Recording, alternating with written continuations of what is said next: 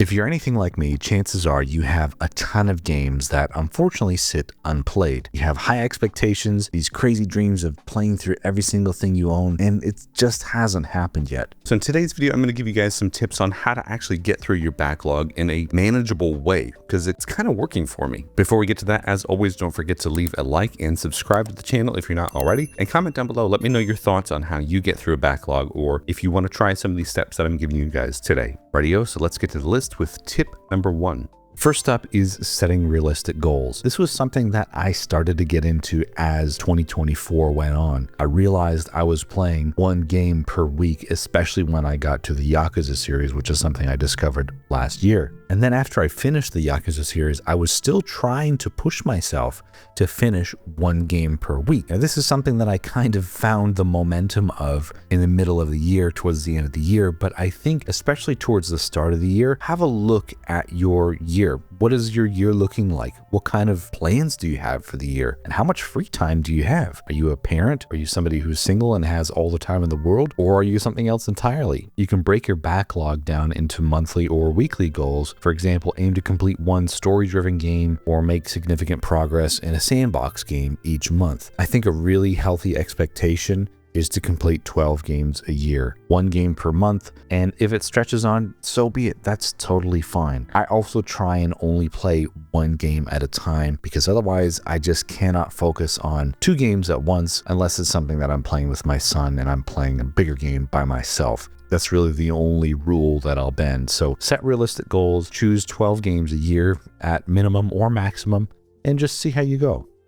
Prioritizing your games is also something that you need to heavily consider when coming up with a game plan for your year in gaming. Go through your backlog and rank games based on what excites you the most, the storylines you're curious about, or maybe what fits your current mood. Focus on some games that are short or have manageable play times in order to gain momentum throughout your backlog completion rate in whatever year you're watching this in. For me, last year, I didn't have a plan, but like I said, as the year went on, I realized I was in love with the Yakuza series, so let's just play game after game after game. I started to prioritize my lineup of games based on what I was interested in. I'll be totally honest, every game I complete last year, I did not have on a list at all to play. I just kind of let my mood pick what I was looking forward to. But I think with step number 1, setting realistic goals, with those goals, you can prioritize. Let's pick 8 games, 8 JRPGs, and 4 platformers or something like that. So prioritize what you're interested in. And you know what? If something doesn't feel right, that's okay.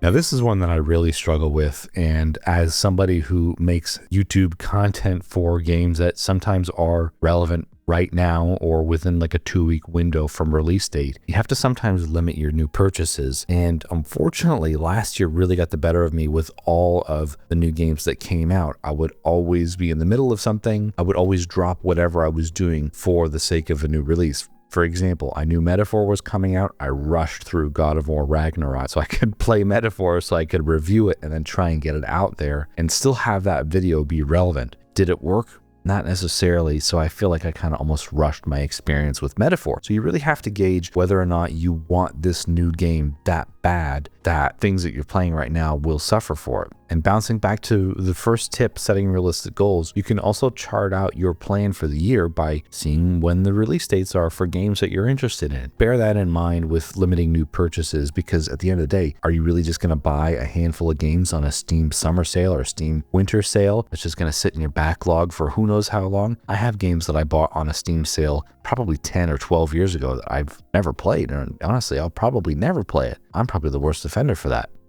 Now, as time has gone on, I still struggle with this one here, and that's embracing good enough completion.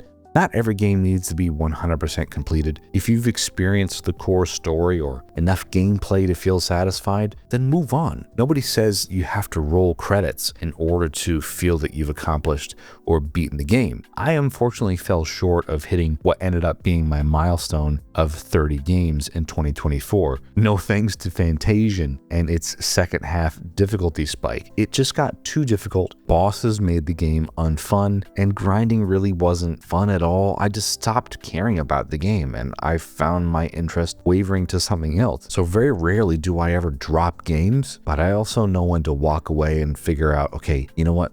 Good enough. I've spent 36 hours with Fantasian, for example. Good enough for me. I'll probably never come back to it and beat the game because, well, I've done what I can. I can't force myself to play through those games. Other things as well, and I know this is obvious, but I'll just say this anyway. Depending on what kind of game you're playing, use walkthroughs or guides to just trim the fat and just play straight from point A to point B in story. I generally don't do any side content or side quests, generally because it just doesn't interest me. You have two sides of it. You know, not every game needs to be 100% completed, but sometimes you just get stuck in these worlds where you have to see everything the game has to offer. Hang on, before we get any further in the how to beat your backlog list, did you guys know that almost 90% of the people that watch my channel on the regular are not subscribed? So if you like weekly JRPG content and stuff like this, don't forget to leave a like and subscribe. And if you want to support the channel a little bit more, I do have channel memberships, which you can join and also get some badges and emotes and other cool rewards. So hit the join link down below this video or check out the link in description. I think there's a lot of stuff there that you guys might be interested in. So anyway, let's get back to the list with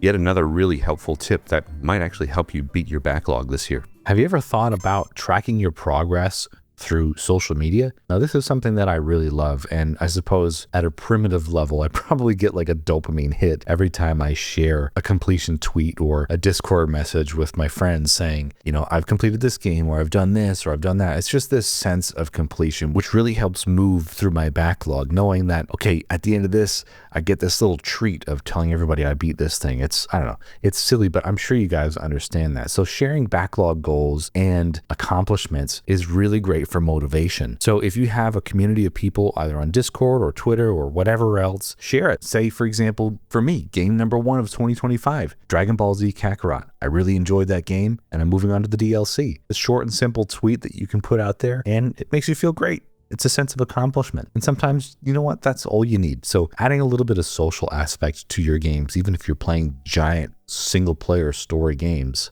just makes it feel a little bit more community minded in that way. Now, when it comes to giant JRPGs, I usually stick to a rule of 10 hours or less. I realize that's very generous because sometimes games don't click, but also at the same time, you might need a little bit more than 10 hours to fully click in games. So for example, Metaphor was a game that I never truly loved, but it was a game that I wasn't gelling with by the 10-hour point. And by the time I finished it, just shy of almost 70 hours, I still wasn't fully gelling with it. It was a matter of being interested in the game rather than forcing myself to see the end of the story. You know what I mean? So you really have to think, is it worth sinking more than 5 or 10 hours? Think of a good guideline for yourself that will stop you from not having fun or enjoying something. It is okay to walk away from games just because you bought these games for 60, 70, 80, 90, 110, $120, especially here in Australia. You know, just because you paid that sticker price doesn't mean that you have to stick with these games. It's okay. And I honestly encourage people to just drop games and not feel bad about it. It is what it is. We're not going to gel with every single game. Tracking your progress might also seem like another no-brainer thing, but it also helps to keep you on track with what you're playing and what you've completed. For me, I just use my iPhone notes. Every time I finish a game, I note down the title and what number it is. Now, I know that's very primitive, but you can also use spreadsheets or gaming apps or even how long to beat to log in your playtime. I usually don't care about the playtime per se. I just like to note that I've beat a specific game, but tracking your progress is a really great motivator to keep you going in continuing to finish games that are in your backlog. I think this was the main thing that kept me going for 2024, my completion rate almost hitting 30 games, which is the most games I've ever beat in my life. So seeing that progress, knowing that I can add one more game to the list after I beat it, just gave me that extra boost that I needed to hit the credits of some bigger games that I wasn't really loving. Have you also thought about dedicating a certain amount of time to games?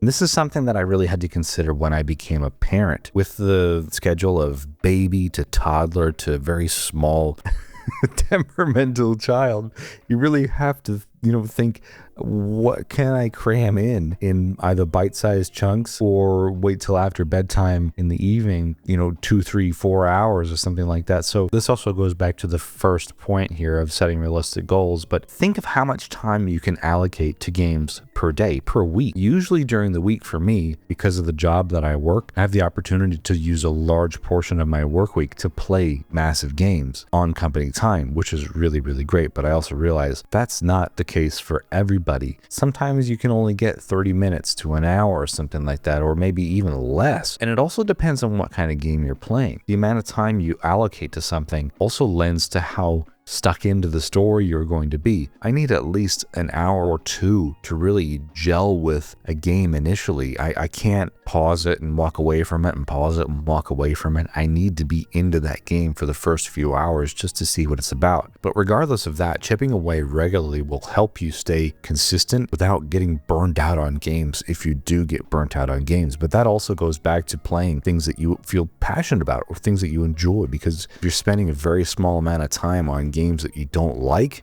then yeah, of course you're going to get burned out. So try and schedule some time that works favorably for you with the content you love.